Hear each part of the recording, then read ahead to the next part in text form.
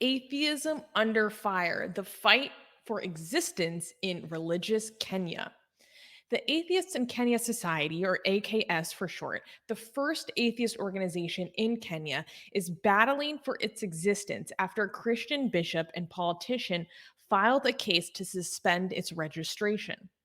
Bishop Stephen Ndichu claimed that AKS's activities violated the Kenyan Constitution, arguing that they undermined religious beliefs and created cynical effects within society. AKS has been vocal about what it sees as the disproportionate religious influence in Kenyan government, despite Kenya being an officially secular democracy. Harrison Mumia, president of AKS, expressed concern about the state of secularism in Kenya, stating, quote, atheism is not palatable within the government because religious groups are powerful in Kenya. The current administration is ultra-religious and running on that strength. So we may see secularism diminishing and religion playing a bigger role in public life. End quote. The case highlights the tension between religious and secular groups in Kenya, where an estimated 755,000, 100,000 of its 55 million population identify as atheists. So I wanted to cover this for a couple of reasons. One of them is that The Guardian, the UK's Guardian, actually wrote a full article about this issue, and they did a full profile of the atheist society, excuse me, the atheists in Kenya society. And that made me really excited. One, because I'm just always excited to see like atheist groups covered in major news, period. Even if what we talk about on this show is literally just that atheists like got coverage, I'm going to cover it because it's a really positive sign and it's good. It deserves highlighting, right? Let alone atheists and atheist rights and secular groups and secularism in a country like Kenya, where these groups are not as established, where it is way more stigmatized than places in the US. Like it's there. I mean, groups like AKS are really at the forefront of atheist activism, right? They're doing it in some of the hardest places. It's some of the hardest work, right?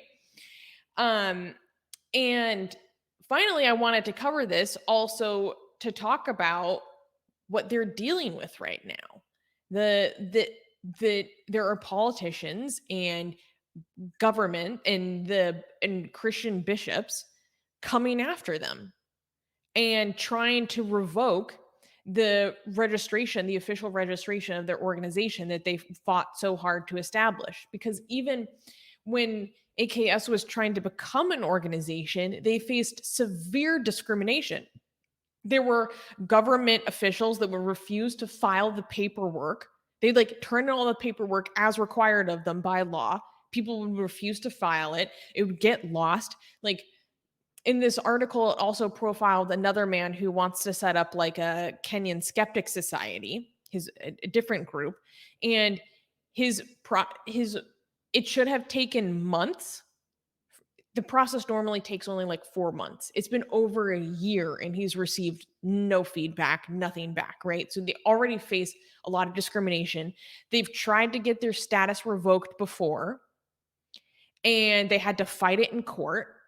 And luckily, they were able to win that court case. And now they have to go to bat and go fight it again because people think that their mere existence as an established society like is negative towards Kenya or even like anti-Kenyan. So yes, that's more background to the story.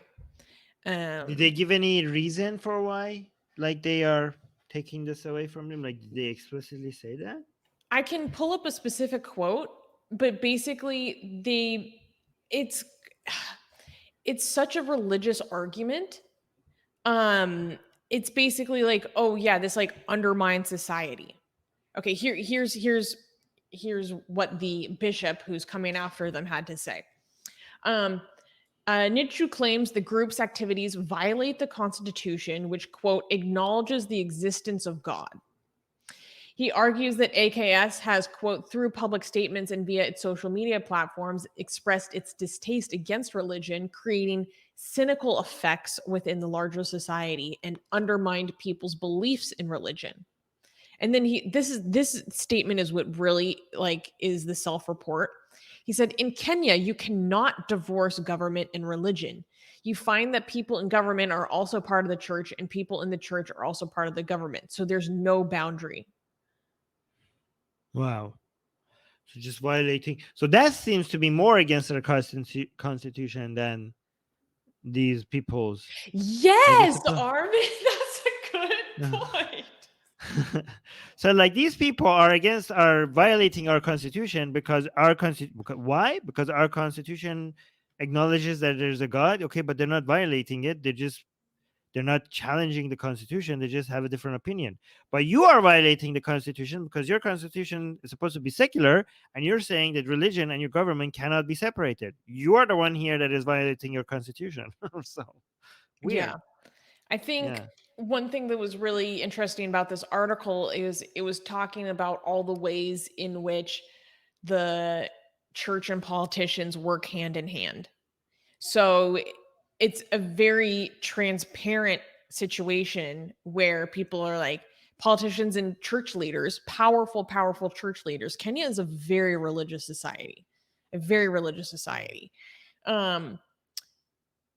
Which apparently, well, as we've covered recently, apparently has a major cult problem because of how religious it is and also how easy it is to become a pastor with zero credentials. And then these high profile pastors just like blatantly work hand in hand with government officials, just being like, oh, yeah, you scratch my back, I scratch yours. Like, you turn a blind eye, I promote you, we give each other money. Like, Right. it seems like it's all very in the open. Yeah. Yeah. Okay. Well, thank you for paying attention to all of this. Yeah. And So, bringing it up. guys, make sure to go look up AKS, the Atheist in Kenya Society. Go give them some support. Maybe just send them an email Yeah. or something, just sharing that you support Legal them. help. Like, those kinds of messages actually really do make activists like us feel a lot better. I mean, are they going to challenge this legally? Yes. Yeah. And Okay. Harrison Mumia, the president, was saying that he's like feeling, pretty positive at the moment, at least as the writing of this article, about his chances, given that they had precedent and that they fought this off Yes. before.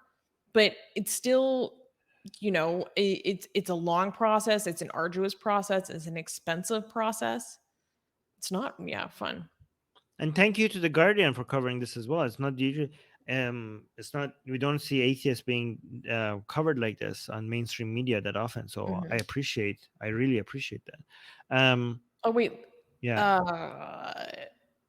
yes. Okay. So if you scroll down to the bottom of the article, can you pull it up real quick, or I can pull it up? No, here I got it. D is reminding me that actually maybe I should just put it here. Yeah. The Atheists in Kenya Society is raising money for their legal expenses. Oh, nice, So nice. I can provide that. I